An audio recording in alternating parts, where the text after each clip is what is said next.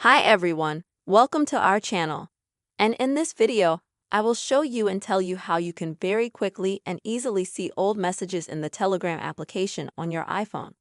Please, friends, don't forget to subscribe to our channel, put likes under this video, and also friends, be sure to write comments after watching. And let's get started. So friends, if you're in any of the chat rooms, maybe in a group chat, you need to look at maybe the first message itself, or you just want to look through old messages and find the information you need. But the usual way to do it is to do that.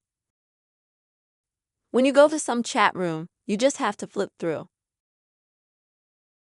But this process, it's actually very time-consuming, and you get tired of it very quickly. How can you then look at your old messages in a different way? Well, on an iPhone, you have to find the clock on the top left-hand side and just tap on it.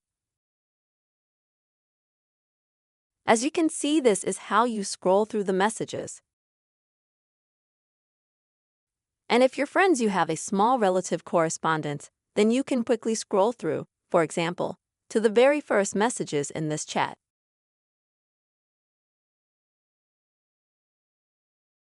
If you have a long correspondence, then it will still make it very fast and easy for you to find some old messages that you need to find.